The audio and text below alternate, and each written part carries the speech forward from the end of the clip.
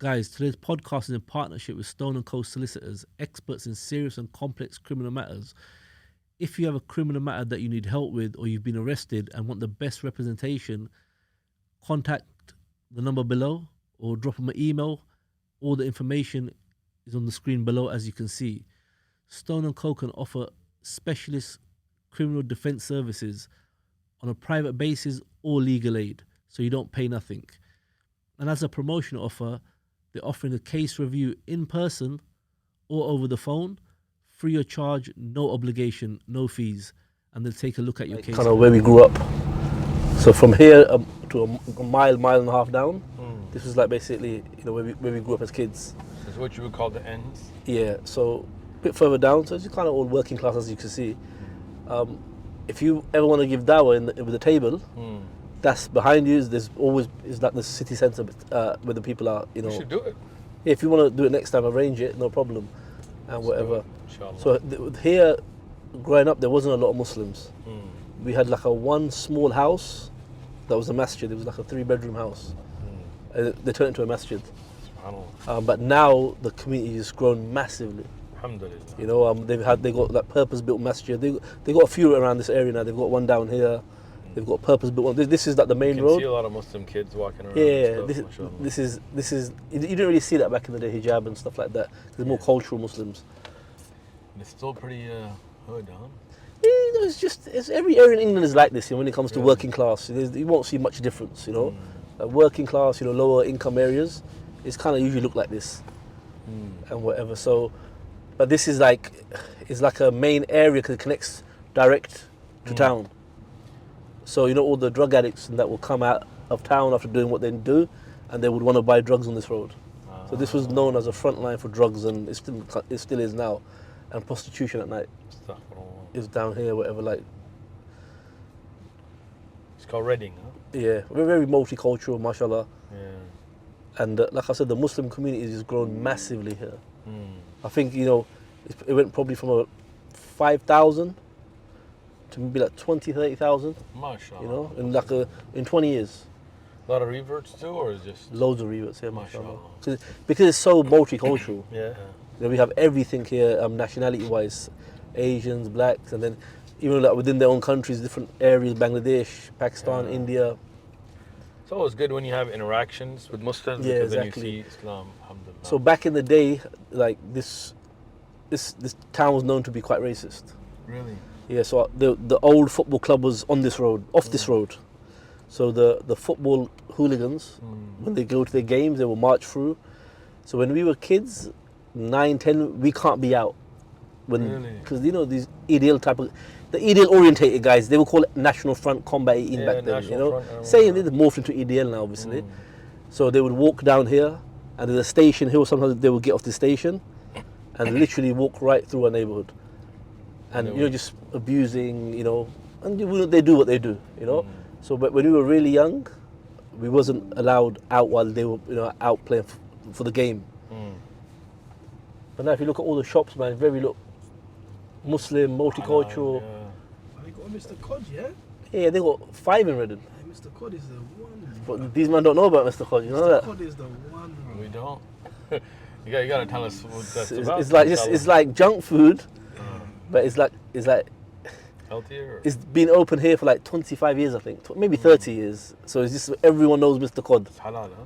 Exactly. Nice. We only got one in Wickham, bro. Yeah, but that's the one, though, isn't it? Nah, bro, that's not the one.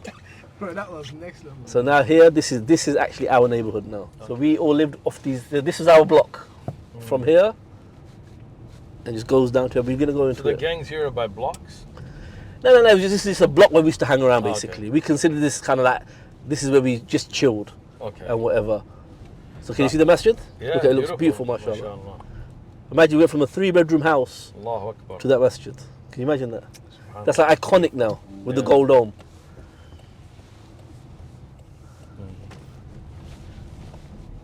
So how do the gangs work here? Is it by zip code? Here or is it just a bunch is of not friends? gangs, is kind of orientated around drugs. Okay. So every drug dealers do their thing. They have their little network with them. and whatever. So that's kind of how it works. Alhamdulillah, we didn't get hit by. So you don't have the Crips and Bloods. No. Not England is not like that. Parts of London had it for a while, but we didn't really get that here. Is a lot of like, street kids crews carrying knives basically. Okay. They're from over here. 6, 7, 8, 10 of them. They carry a knife or whatever. So that's very different to us, because for us, like a medium-sized gang would have like 2,000-3,000 people. That's America's. Yeah, I mean, when we talk about like Crips and Bloods, obviously but like MS-13 or 18s, those are international. They have hundreds of thousands of people across the world. I mean, MS-13 and 18th Street, they run prisons in El Salvador or Guatemala or Mexico and all that. So it's very difficult when you hear, they got a crew of like 8 people. Like, oh, okay. Assalamu alaikum. Oh, assalamu alaikum. How you doing, brother? What's going on? Hussein, all right? There's a lecture 6:30 Coley, right? Yeah, I've heard in Coley. Yeah. She's going to be there. He's rolling through. You get me? Okay. Khalas. We'll see you there, inshallah. Inshallah. Barakallah fikum. So we would hang out on that corner there when we were kids. Well, this is our famous park. But before it used to be all like bushes, so you could kind of hide and stuff like that in the back and whatever. So we would be here every day. Nice. Just you find a spot to chill, and then that's it. This is your hood. And you'd be like, we were so stupid as kids. Not because we were 18, 19. We'd be like, here you don't see nice cars here. Yeah. These average Joe cars. So we would have like really expensive cars parked up, and then wonder why the police is onto us, because we're just like stupid, innit?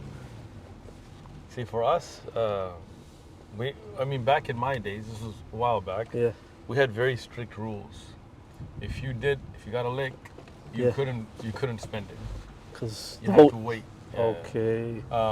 Even when we, I don't know. I mean, I don't know how your prison rules are, but for us, you couldn't allow them to know who your shot caller is. So you couldn't like gather around somebody.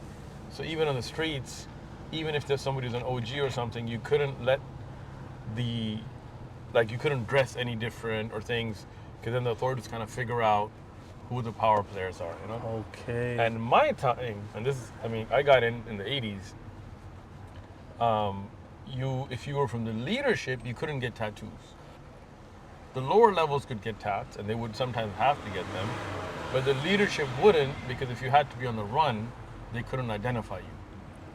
Okay. Yeah. This changed in the 90s. 90s, everybody started getting tats, yeah. And now it's like every kindergarten teacher's got tattoos. But see, our tattoos you had to earn them. Like you couldn't get a teardrop unless you've done penitentiary time. And you couldn't get the spider web unless you've done straight and federal and all that kind of stuff. Yeah. They're really big in America on the whole like tattoo stuff. Here, that tattoo stuff didn't really catch on, Yeah, it's good. It didn't really catch on. Especially with the Muslims, because as a young we knew it was haram, and you can't go home with a tattoo. Yeah, alhamdulillah, which was a good thing. Even in America, alhamdulillah, usually, even if Muslims get caught up, they don't get tats. Yeah, here obviously in the UK, what we have a problem. You see, like for example, places like Luton, High Wycombe, Reading, Slough, very similar in orientation, based around drugs. A lot of drug dealing goes on in these places, and whatever. And you find obviously these type of low-income areas. Like you've been here, you haven't seen one nice car yet. Yeah. And the guy you do see come through might probably be a drug dealer. You understand? So look, not one nice car. So obviously when you grow up in areas like this, no one's got nothing nice. So it kind of, and you're seeing people with nice things on TV and whatever. That's the media thing, yeah. And then obviously that's how a lot of us kind of fell into the wrong path, because we wanted things. Yeah. And whatever. This is why when Allah subhanahu wa ta'ala talks about the one who can control their desires from their lower desires, right? That this is the one that their Jannah will be their ma'wa, they will be their destination. Because a lot of the haram and a lot of the misguidance that comes from not being able to control your desires and live within your means. And this is the problem with rap songs and movies. They put an image that's not real, and then people try to meet it. Even if you look at women, the models that are out there, They don't even look like that in We reality. like that's 100% true. And then girls are made to think you have to be like a Barbie, you have to be like this. Not realizing that's not reality. So then they have Yeah. eating disorders and they have all kind of surgeries and all kinds of nonsense trying to meet a societal standard that's not reality. Yeah. See, So what happens then in the UK? It follows on from America.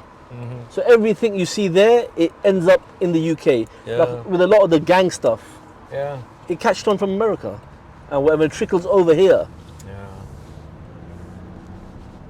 So look, Masha, one nice thing. Look how multicultural it is. Alhamdulillah. Every race you see here, yeah. everything, you know. And everyone now, alhamdulillah, now everyone gets on. Alhamdulillah. You know, back in the day, the racists they got dealt with. Assalamu And alaikum. whatever. So Back in Masha, the day, there was race problems. with the football guys, you know, there were some famous racists from this to cause trouble, you know, especially for the elder generation. So look at this masjid, mashallah. So let me. Oh, yeah. Nobody tried to attack the masjid here during the.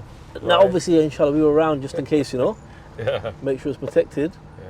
So this was the original masjid, number 7. Oh, subhanallah. Oh, don't make sure. Right here. Is it the right one? Yeah, that's number Yeah. 7. Pretty sure it was that. So that was the original masjid. That was it, huh? I believe. Yep. That's Look so at that. small. So we went from that small house as a masjid Alhamdulillah. into a purpose-built. I don't know how you guys drive in these streets. It's not America. This is very We tight. could not drive like this. Because you know we just got so used to it as kids, you know. Oof, Just man. driving. I would have broken at least 10 of those mirrors from people by now. A few brothers did when they had certain intoxicants in them, but alhamdulillah. Astaghfirullah. So- You know what's interesting? I never drank alcohol in my entire life. Mashallah. Ever. That's good, man. That's deep. And I never smoked a cigarette. You never smoked a cigarette? Never in my entire life. Don't ask about other things. But I've never smoked a cigarette. I've never drank alcohol. I didn't drink alcohol not because of Islam. I didn't drink alcohol as a child because I saw my friends drunk, peeing on themselves and doing stupid things. And I said, I never want to be out of control like that. I want to keep my respect. And I never smoked a cigarette because I never saw the point in it. It didn't get you high. I think you were kind of a very it was black or white. Yeah, You I start what I was mean? very principled. Yeah, even as a child. Yeah. Get Yusuf on the camera. Make sure we see Yusuf. The South London legend is rolling with it in the back. You know here a lot of the problems. But now it's calmed down a lot. But a lot of the problems would happen here with the London guys. So what they do in London, they've got a thing called county lines. So they hit the closest places to London to sell drugs. We might have to cut this bit out, yeah. So Yes. in our prison systems, if you go in for child molestation or Yeah, rape, same here. okay, Yeah, same here. That's how it is. You know, can't there, make if, it, if yeah. you can't You make gotta it, be PC, you won't go yeah. PC. Yeah, Yeah. what we call here, we call it the numbers basically. Oh, They still call it the numbers? numbers, yeah. Yeah, VP, vulnerable prisoner. So nickname is the numbers VP is Vulnerable okay, prisoner. I was like, or whatever. I thought you That- said wonderful. I was no, like, so that's where Tommy Robinson goes. ah. So when Tommy He Robinson doesn't walk goes the jail, yard? yeah, he can't walk no yards. Come on, man, this is ridiculous. I'll show you that video when he was in jail for 9 weeks. Look like he done 114 years. Well, you see that video? Bro, my man came out like he done 114 years, you know. I was like, bro, you done 9 weeks, bro. And whatever. So the football club was just at the bottom here, Okay. around here, right at the bottom. It's not there anymore? No, they took it down and moved it to the outskirts. Alhamdulillah. Actually, that was a relief, man. Alhamdulillah. You know, actually, you know what is, once obviously we grow up, we're on our stuff, they can't say nothing to us. Yeah. It's the shopkeepers, you know, like the women with hijab walking past. It's the civilians, yeah. So here is all basically like drug dealing, drug addicts, and you know, all these little streets. So, I'm hoping the answer is no, but are Muslims using the drugs as well? Of course, everyone, you know. In the 90s, you had like a pandemic of Asians starting to take heroin. Obviously, other nationalities take it as well, but it kind of hit the Asian community like very hard locally. Heroin? Heroin, yeah. Heroin's one of the main drugs in the UK with cocaine. Wow. So the way it worked back in the day, and Yusuf, you could probably, confirm this as well. So where we were from, Asians kind of dealt with the heroin, and the Yardies dealt with the crack, cocaine. That's correct. What's And the Yardies? white people done the cocaine, the powder form. That's correct. What's Yardies? Jamaican Yardies. What do you call them, Yardies? They're from backyard. Let the brother from the Caribbean tell you, man, in the back. So the Yard, That's interesting. I've never so heard they're from that. Jamaica, gangsters basically. Yeah. So we had a Ragamuffins? they had Do a. you guys use that term? Yeah, not really. I know what you mean, but not really. I heard that Yeah. term since I was a kid. That's a very, very old Yeah, concept. I'm old. Yeah. I mean, I left I'm the young. gang. I left the gang world in 1995, so you can Okay, understand. Yeah. So But we didn't have Jamaicans in the West Coast much. But when we went to the East Coast, they'd be like, I call a ragamuffin. And I'd be like, what the hell's a ragamuffin? Yeah. And they're like, that's what you call gangsters in Jamaica. I So was in like, the Yusuf is in the back. He'd tell you better than me. London is his area.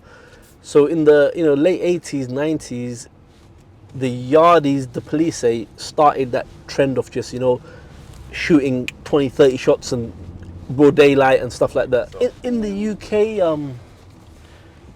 with the Asians, i.e. Pakistanis, Bangladeshis, and I would say also the Caribbeans and that, we don't have a structure like that where there's like certain people in control. It's just units of guys who are friends, who click up and they're doing their thing or whatever. His area did have that whole Crips and Bloods for a while. I think, is it died out now? kind of. Yeah. It's it's more concept of postcodes. Postcodes now, yeah. That's what they call it here But now. your postcodes are really small, Yeah, right? Like the yeah, area exactly. is really small in a postcode. Our zip code, which is our postcode, can be like half a city. Half a city, yeah, it's not like that in the UK. So one postcode lives over here, the one lives over there. They're like got issues with each other. That's interesting, yeah. Yeah, so we had rules like if you saw somebody with their wife or their daughter or their mom, they would get a pass. Okay. Now that went away in the late 90s, I would say, because see, we weren't allowed to do hard drugs, which you call, I think, class A or something, right? But when that became popular amongst the higher end gang members, then it all just messed up. But I remember there was a guy who was we were like, we call it green lighted, like he was about to be, and I saw him in the hood, but he was with his girlfriend and baby. So when I saw him, when I connected eyes with him and he recognized me, obviously, he just, we just went like this to him, like you have a pass. And, he went like this and we left him. Years later, when I left the gang world, actually, I was at a drive-thru with my mom and I saw the same guy. Now, I had actually left the life at that time, so I wasn't even armed, but he looked at me and he did the same thing. That's respect, though. Yeah. So we had that back in the days. I saw a program. I think you were walking. Was that your old neighborhood you was walking with the guy with the beard? See, that guy, we were in Tijuana, Yeah, Mexico. that was your enemy, isn't it? So that guy's a very interesting story. This guy, Richard, he's a guy with us now, but he was from a gang called SEK, Southeast Kings, and we were from the east side. So AEK and East Plain, or the east side San Diego, were mortal enemies with the Logan Southeast guys, So, and his whole family was in it. So, that's what he was. And he was a young guy. I mean, obviously same age as me. And one time, his wife or girlfriend got stabbed by a girl from our gang. So they came back after that girl, and it got messy, and then we got called, but they were in our neighborhood, so we showed up. So I remember I used to have a 357 at that time, and we went out after him. So we were waiting outside, because again, our rules were, you don't go into somebody's house when there's family. And his mother was there with him. So we were just waiting for him to come out, and he was armed as well. Yeah. And And subhanAllah, he didn't come out, I guess mom didn't let him go out, and we waited, and then years later, around the same time, maybe like a year later, we caught him one time in a big fight. Like, it was a lot of them, a lot of us, and I remember him, and I remember I cracked him with a crowbar. So I cracked the top part of his skull. a gang fight. Yeah, a gang fight, yeah. We were enemies, so if we saw each other's arms. That's how it is over there, yeah. So he was looking for me for a long time then. Okay. Like, he would have a Get back. 44, and he was driving around looking for me. Fast forward 10, 15 years later, I'm at the park giving dawah, and this guy comes with a mask. I don't recognize him. He's got the mask on, COVID time. Like, we kept giving dawah even during COVID. So he comes, he debates with us, it's Christian stuff, comes back, debates again, then he ends up becoming Muslim. Then he comes back with more questions, and his family kicks him out of the house. Mom's like this hardcore evangelical Christian lady. He goes through a lot of hardships. You know, we help him out. And alhamdulillah, he comes to the masjid, he's in the durus, he grows his beard, he's mashallah. We're in Mexico, and this is Tijuana, Mexico, the murder capital of the world, like the #1 murder rate in the entire world. 2,800 murders in 1 year in that one city, you know, in 1 year. So giving dawah is like, it's not easy there. So we were out there giving dawah, he's with me. And after dawah, we go to the local masjid, we're, you know, breaking, or we're eating or whatever. And he tells me, you remember me, right? I'm like, yeah, I remember you when you came to the park. He goes, no, from back in the days. And I'm like, I didn't know you back in the days. He goes, I'm Lento from SEK. Oh, wow. It connected. You didn't recognize him? I didn't. But he recognized you? But he recognized me. He recognized me the first time he saw me. Oh, he knew. Okay, He knew. mashallah. So I told him, how come you didn't say anything? He goes, I didn't say anything because I thought maybe from back in the days you'd still have He some. must still hold the I was feelings. like, bro, you're my brother. You know, you're Muslim. Alhamdulillah. Yeah, Like, yeah. all that's gone, you know? He goes, you know, it's crazy. He said, for years, I was looking for you because you had, you know, done all this stuff. I used to drive around with a 44 looking for you. And then when I finally saw you, I mean, obviously, you know, he was already out that stuff anyway. He's like, I just wanted to talk to you, and that's why I walked up to your table. And he goes, when you were speaking, I could remember everything from you back in the days. But he's like, yeah, I just, you know, when you started talking about Islam, it made sense. And subhanAllah, his mom had kicked him out of the house, like hard times, you know, when he became Muslim. But he kept giving her da'wah, and, you know, he told her, like, look, this is that guy, remember that was outside our house and this. And she told him, and he didn't tell me this till later, you know, she told him, he said, mijo, stick with this guy. God put you with him for a reason. God saved you and him from killing each other for a reason, and united you for a reason. So his mother ended up becoming Muslim. That's deep. Yeah, and then his mother was sick when she accepted Islam. Sundays when we give da'wah, he was supposed to come give da'wah with us. His mother told him, go. He said, look, you're not feeling well, I want to stay with you. She said, no, mijo, go. You go do God's work. He came to the park, he got a call, she died. During da'wah, he got the call. So this area here, if you can see, they're breaking it all down now. They're making all brand new buildings. So this is where some of my friends lived. So when we were kids, obviously you don't have a lot of money and it's cold outside. Yeah. The UK gets very cold. But in these high rises, we were able to sit inside on the stairwell. Yeah. And I stuck filler, you know, smoke, whatever, you know, cigarettes and whatever else. Because just for the fact it was so cold outside. But they're knocking down the whole place. Look, everything. I think they're going to knock the blocks down as well. So the new houses. Yeah, these are the new houses getting built now. And you watch what they will do. They'll push out all the low-income people and try and make it nice. That's what it looks like they're doing. Yeah, that's what it looks like they're doing. Same thing in the US. You know, even in Compton. Usually you could get into the block, but I think they fenced it all off now. Yeah. Even Compton, South Central, right now is gentrified. They're building nice little housing complexes, making it very expensive now. See, when you come to these type of areas, one thing you'll always notice, they don't really have like nice cars and stuff like that. So this is why a lot of the drug dealers will come from areas like this because they want the nice cars. Yeah. And whatever, and they're gonna start hustling. And once you go down that road, you know how it works. How old were you when you left the gang life? 18. So you're still young. Yeah. MashaAllah, that's a good age to leave. Yeah, because that's when people started doing prison times and all that. But to have that kind of wisdom to know, you know, just leave. You know, my, you know, story how I got or why I got out. It's, you know, basically there was hits going back and forth between us and Logan. You know? Yeah. And what we would do is we'd set each other up because you couldn't really. It'd be very difficult to walk into somebody's hood and hit somebody because it was their territory. You catch them slipping, right? basically. Yeah. So how do you catch them slipping? if it doesn't naturally happen, you have to set it up. So like what you mentioned about there, we'd have girls. I would give somebody a number, and when it comes to girls, men become stupid. So they would go and meet him somewhere where they're slipping, and then he would catch them. We did other crazy stuff too. We did all kinds of. We would do fake calls to him, like, oh, you won this thing or whatever. And you're young as well. Yeah, 15, 16-year-old kids, So they had this girl come up to me at a party and give me a number and all this stuff, and it was planned out because we had killed one of their guys, like one of their top guys. So they were like, okay, we have to take somebody. We have leadership, so so we have a 13-man leadership council which leads the gang. Okay. So our gang was about 6,000 strong. Yeah. But 13 people ran it. So I was from the 13, so they had to kill somebody from the leadership. So they set it up, but I had actually met another girl, and my mom was strict, so I couldn't mess around when I was at home. So I would go spend the night at my friend's house. That's when we'd get out.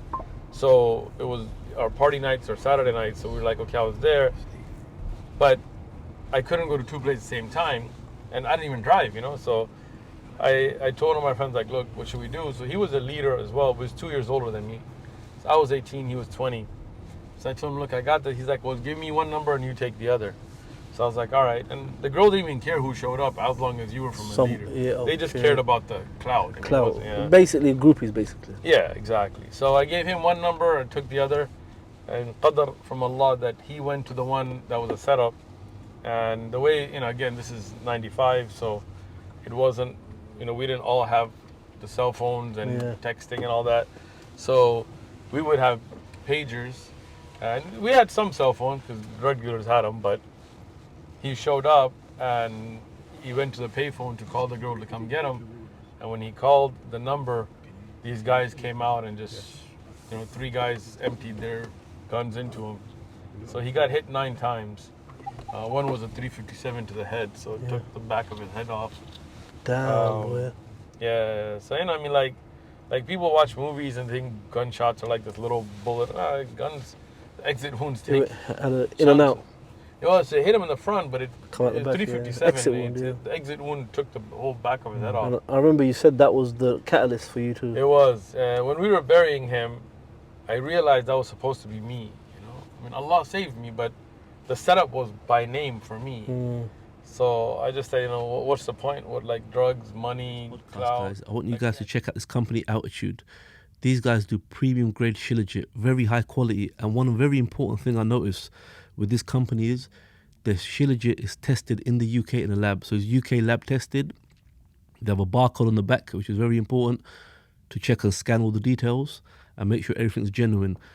The packaging is high quality. I take the shilajit myself, and one little touch I really like that I haven't seen before. I like this. This is a metal kind of gold color spoon. It really looks really nice. Looks really nice quality to take your shilajit with every day. Guys, they're giving a 10% discount if you type in the code KICKUP, capital letters KICKUP on their website. Go check it out. All the links and the description box below. Check it out.